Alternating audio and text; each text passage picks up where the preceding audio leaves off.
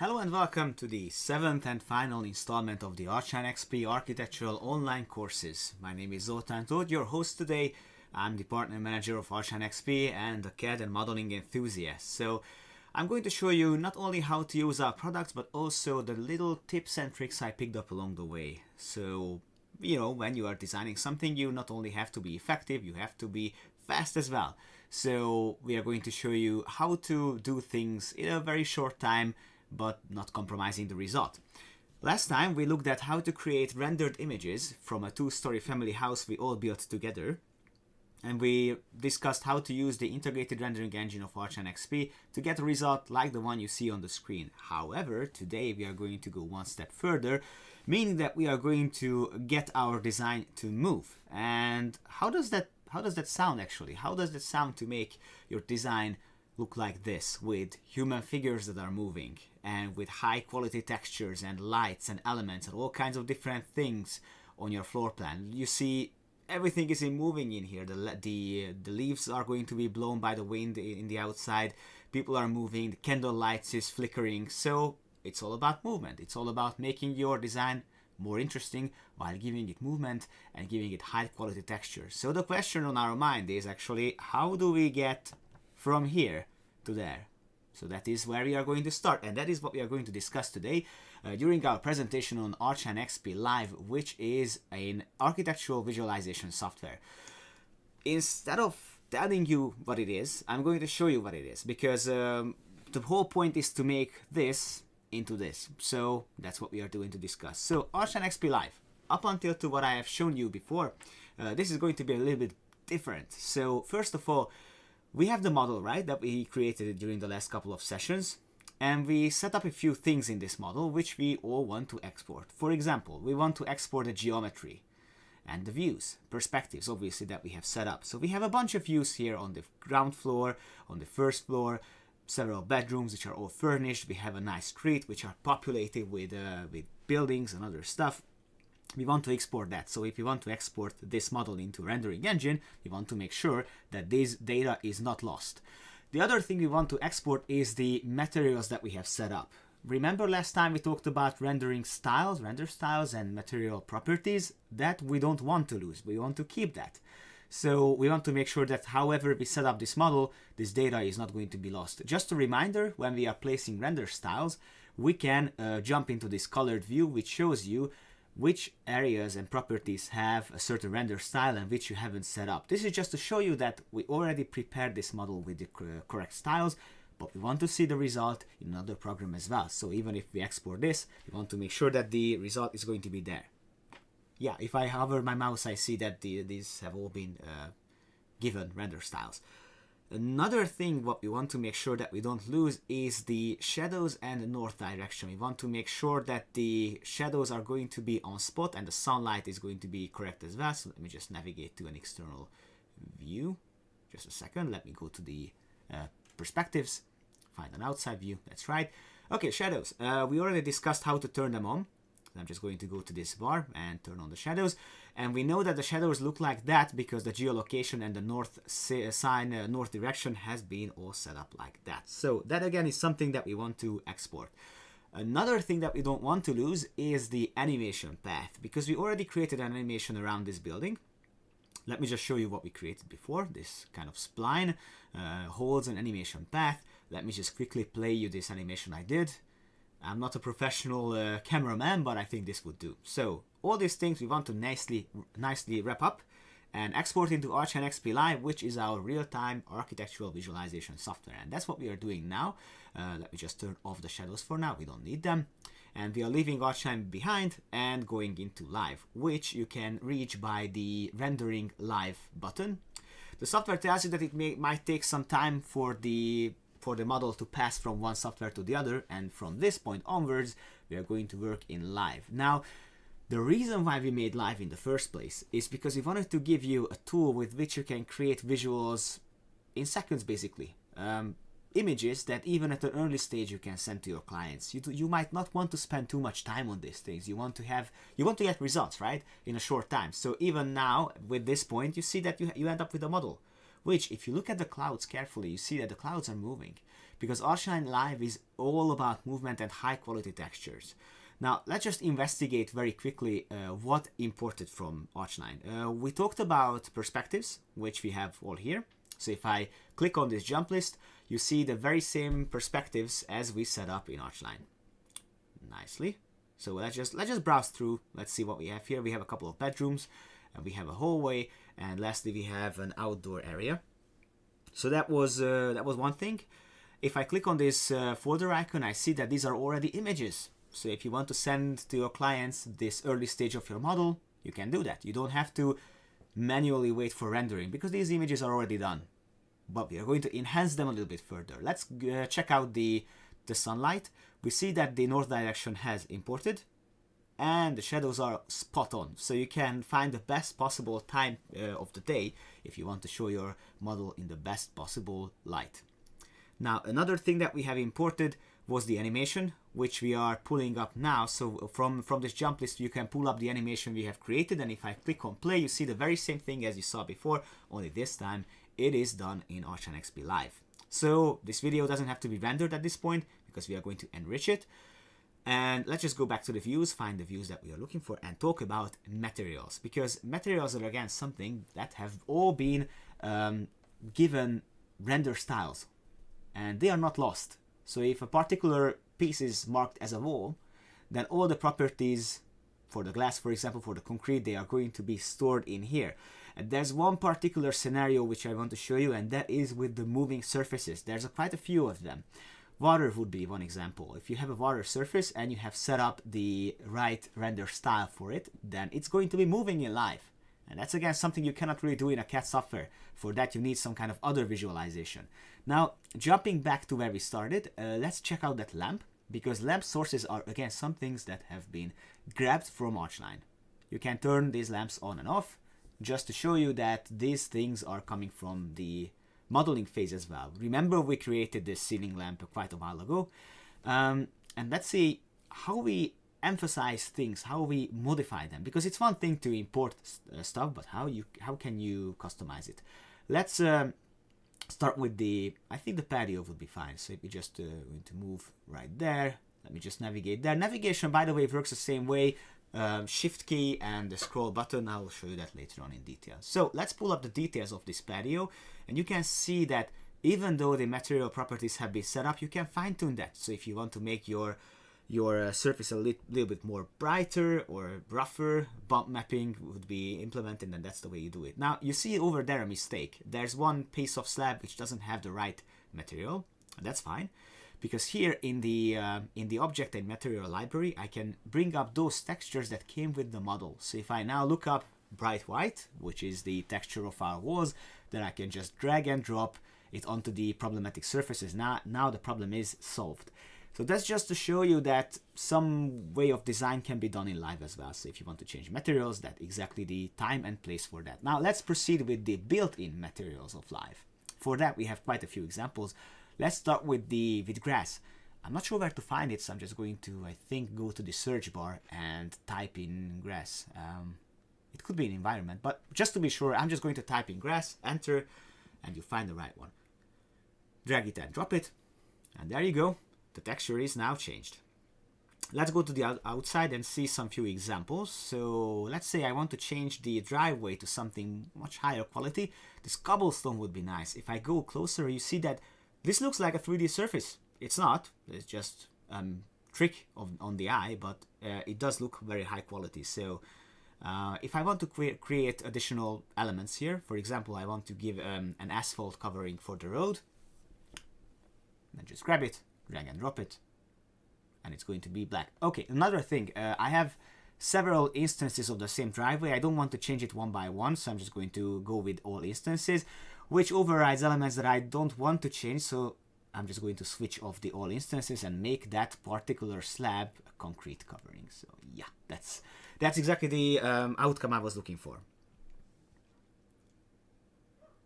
This is stunning. So let's go to the backyard. Okay, this is a good way to show you the navigation tool, this paper airplane thingy, with which you are able to sort of fly around your model and find the things that you want to see. It might happen that you want to access places which are not to be found on your views, but that's the way to do it. So here you go. Let's just go closer and continue working on this patio, because there's a few things we have to figure out here. Namely, the water surface is not at all good. I want to change it to something else. I'm just going to go to the water library and change it to something else. Maybe this is too rough, but you get the idea. Let's go with a pool water like that. Oh, there you go. Much better now. Another thing I want to change is maybe the ladders leading into this pool. Remember, we turned off the all instances mode, so here you have to turn it back on, and then you end up with something like this. I want to change it back to Chrome. I think it's better that way. Perfect. So that's how you can enhance the materials with content which is coming exactly from Live. So Live comes with an elaborate material library. Another thing that we might need to investigate is what happens if you want to create your own materials. So you might want to see how to create something new. So you just click on this button over here, creating a new folder, which I have to rename, but this is where I'm going to store my own things, new materials. There you go. It's going to be in alphabetical order. And here, I'm not going to do the whole thing. I'm just going to show you how to do it. So clicking on the plus icon, you can create a new material based on a color or texture. So if you have an image, maybe a seamless texture, then you can do it that way. So you can just name it and set up the properties. I'm not going to do this because we don't need that, but I just wanted to make a very quick detour about this. Now, let's proceed with objects, because the biggest problem with working in CAD is the number of surfaces will be very heavy on your design. So Live doesn't really care about the number of surfaces. That's because of the different engine it uses. So if I want to create, let's say, a model of a car or human figures, then I can just do that just fine. So I'm just going to go to the object library and find a car. I think I have a very nice red roadster, what I'm going to by the way, if you see jumping, that is because ARCHLine.XP Live is saving, I think, every 20 paces. So whenever you do 20 things, then ARCHLine is going to save, just stops for a very few, just a few seconds. So dragging and dropping this high detail car, this is not in the right place. So I need to transform these objects. By selecting the elements, you can transform them. But let me show you where you can actually find these elements. It's in the ribbon up there. So movement, rotation, and scaling are the three things that we'll be using much more often. And using the 1, 2, 3 keys on your keyboard, you can toggle back and forth between these elements. So now number 1 moves the element, number 2 is just going to tilt it, and again jumping back to number 1, then I can just push it downwards. Yeah, I think this is good. I could be spending more time on that, but you get the idea. Next thing what I have to add is human figures to make the scene more lifelike, and for that we have a few people over here. So Dennis is going to be walking towards the car, but maybe I want to move him, rotate him a little bit. And there's another person I want to talk about, and that is going to be a moving person. Let me just jump in and put down Sophia, who is an animated model. She's going to start moving anytime soon. Yeah, she's already moving. There you go. She's a bit lonely here, so we might add somebody else over here. But let's just go outside for now, because the next thing we want to add is some foliage. Because Live is very good with adding trees and plants and other kind of foliage. So let's discover that further. Maybe on the driveway, all this concrete is making me dizzy, so I'm just going to use one tree. If you want to get how big these things are, there's the gray human figure next to it, so that gives you a context, in terms of the size. So let me just grab the tree and place it over there. We made one copy, but with continuous placement you can have more. So just like that. Click, click, and it's done. With the backyard, I think clicking some more, but it's always good to mix the elements. It's never good practice to use the same objects for all the time, because it's going to look like it's made of clones. So I'm just going to mix them up a little bit. This is still a bit cumbersome for me, so if I want to, for example, paint a surface with foliage, there's a tool for that too. So I'm just going to click on this button over here, and I can define with what I want to brush. I want to paint the surface. I want to go with small bushes or small grove. Yeah, you see that there are elements you can add to a palette like this, 2 kinds of bushes, and then By clicking, I can just paint the surface with bushes. And with this, you get a much more realistic result because the elements are going to be sort of mixed together. I want to increase the size of my paintbrush, so I'm just going to do just that. Density could be made higher as well, but I don't want it to be a jungle actually, so I just want to sparkle the things in. Just randomize it a little bit.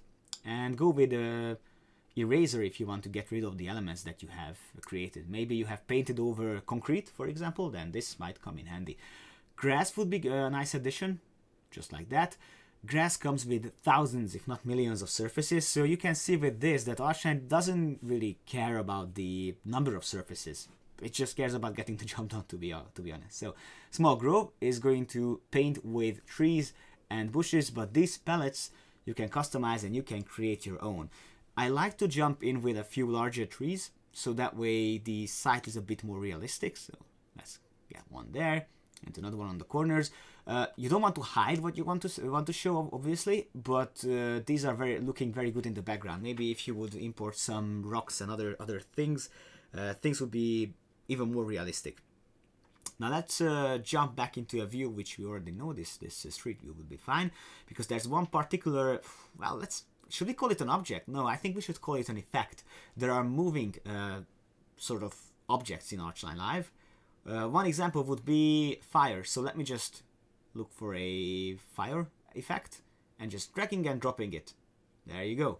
I think we should make it a bit darker so that way we can see the result. There you go. So you have a nice campfire in your next to your building, which makes it a bit more homely. I think this is a bit dark, so I'm just going to crank it up, making it a bit more bright. And after that I will show you how to import elements from ARCHLine, because it might happen that while you are designing there's a new object, for example from the 3D warehouse, which you want to import, and we should talk about how to do that. So we are going to jump back into ARCHLine and find one element that we need. I think this garden lamp that you see on the left hand side, which by the way it came from the 3D warehouse. Clicking on the cogwheel, I can export this particular object into Live. It's already done, so I can jump back into Live and see what my result looks like. Let me just navigate back. And if I now go to my object library, just like that, I should go to the imported objects. I think, well, I have two folders with the same name, so let me just go back. There's one object which says imported objects, and well, that's not the one. Let's just exit it and go to the other. And here we go. We have the garden lamp. Let's position it as a continuation of this small wall over here, which acts as the boundary of my property. Okay, this is not good. Why is that not good? There are no materials and the light source is not in the right place. So I'm just going to go to the material library, add a glass surface to the lamp. There you go. And I think for the covering, some darkish metal covering would be better. So let me just find it in the right library. Yeah, that would be good. One there and another one there. Last thing I have to figure out is actually the light source is not at the right place. You see that it's pushed to the bottom, and I have to move it upwards, otherwise it's not going to be good. Okay, just, well, how about we move it a little bit upwards with this? Yeah, there you go. So that way you can bring in elements from ARCHLine, and with this light settings I'm going to talk about a bit further when we get to the inside. I think that's what we should be doing next. Let's look at the lamps. I did show you before how to handle the lamps in ARCHLine, but not in Live. So let's go back to Live, turn on the light editor, and you see that every single light source has a node, a marker next to it. If I click on it, I can access the lamp and I can turn things on and off. And also, I can choose if I want this to be a helper light or real shadow casting light. Now the difference is in performance. So if you want all your lights to be shadow casters, then the result is much more lifelike, obviously, but it might take more processing power from your computer. The intensity I can decrease a bit, so it's not going to be burnt out. So this way you can fine-tune your scenes. Now let's head back outside. And I think it's time now to update the visuals because my image now is not in sync.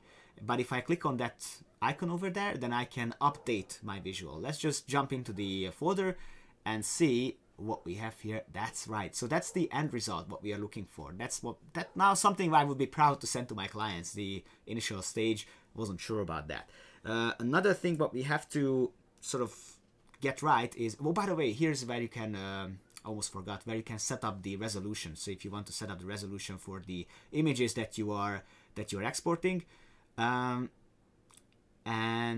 eventually with ARCHLine.XP Live you can access the animation that I did before, but this time we are not only going to sort of access the animation what we did, this one, but we're also going to record another one. So let me just hit the play icon and see that is the animation I started with.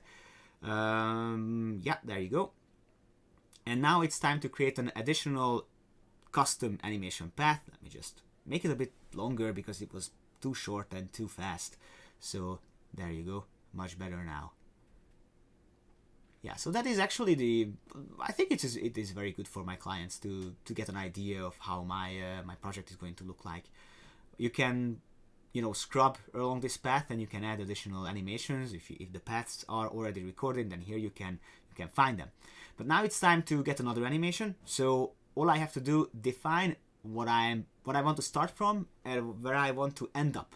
And by clicking on these icons, so this is where I'm starting my animation from, and I'm going to move upwards and look down a bit. There you go. Let's tilt it and hit the plus icon, and now I have two keyframes between which the animation is going to be created. So this is going to be 8 seconds long. So if I hit the play button, then it's a nice upward lifting movement with which I can show you how the model actually looks like. By the way, if you experience these jumps, on my end they don't appear, but perhaps the streaming is something that is very heavy on my computer. I'm going to push this together, these two animations, as a sequence with a transition between them. So with ARCHLine Live, you don't have to have an external video manipulation software. You can just brush your videos together with a nice transition. So that was animation 1, and now animation 2 starts. So you can have multiple sequences and you end up with a very nice outcome basically. So that is about animation. You can just click on that camera icon and then the video is going to be exported. And that is actually the end result, what we are looking for. I just loaded up a new version of the project, which is already finished with all these trees and cars and elements, and everything is in movement, and there would be candle lights and the lights are spot on. So you could be obviously spending more time on this, but the idea is to get visuals instantly, so you don't have to wait for rendering. You just have to grab these images as soon as you can. So that actually wraps up what I wanted to discuss with this project, and I think the end result is something worth mentioning. Let's just find a good view with which we can say goodbye to this model, and let's look at the results. So the results are the videos that we created before this show, and with that I can demonstrate perfectly how ARCHLine is creating videos.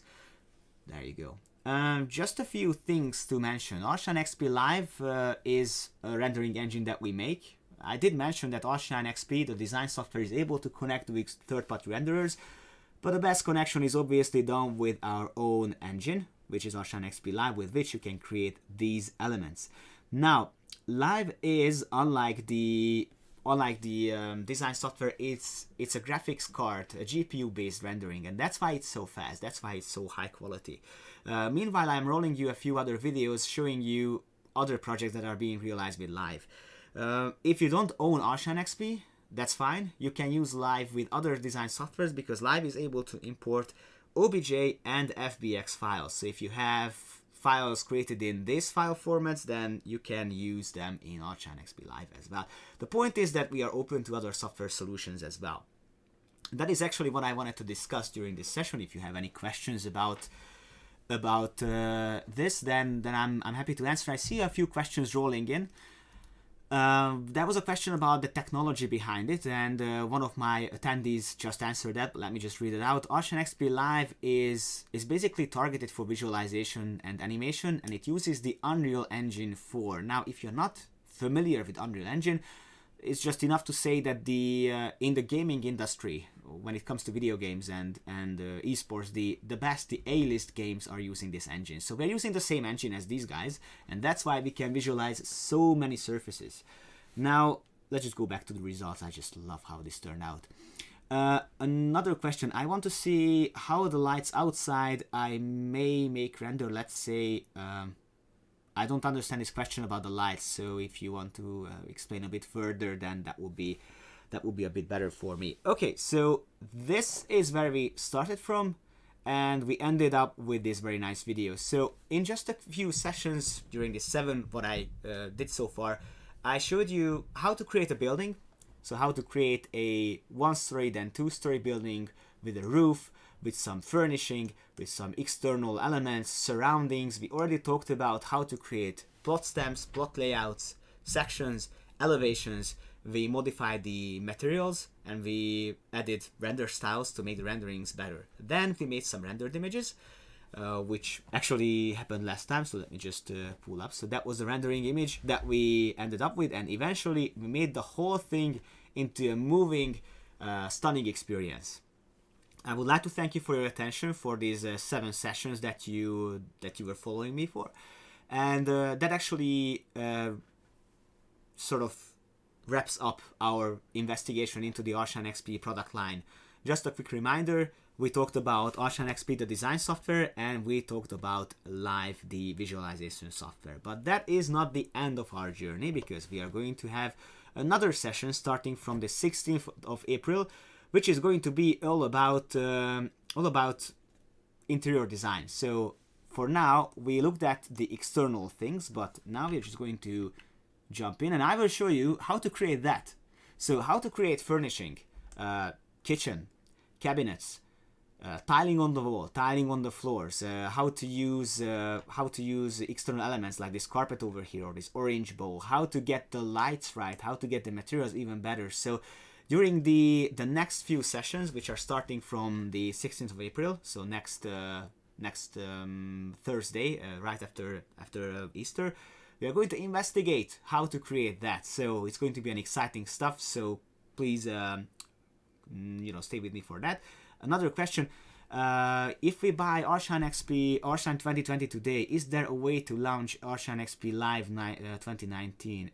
Well, yes. So at the moment we have ARCHLine.XP 2020. This software is the 2020 version, and the design or the rendering engine that I showed you, this one, is still the ARCHLine Live 2019. But if you buy it now, obviously you will get a free upgrade to 2020. Visit the website for further details on that one. In fact, it's very good that we actually mentioned that, because I want to show you where you can find further details about ARCHLine.XP Live. So if you go to the website that we have, then you can find additional details at archline.xp.com/product/ARCHLine.XP Live, and here you can find more videos and more ideas about what Live actually is, how it could be used for a bathroom project or a larger project like this hotel over here. And if you want to find useful videos for that, then either go to the video gallery, where you can find tutorial stuff like the one I'm doing right now, or you can go to the picture of the month to get inspired, or the gallery, and most importantly, the system requirements. So if you want to get some learning materials, then that's the way to do it. So archline.xp.com/product/ARCHLine.XP Live is the way to go. And that is actually what I wanted to discuss today. Again, thank you very much for your attention. And as a farewell, let's just look at the very nice live videos that we have. We are so proud of this project, I can't show them enough. So thank you very much for your attention. See you next Thursday.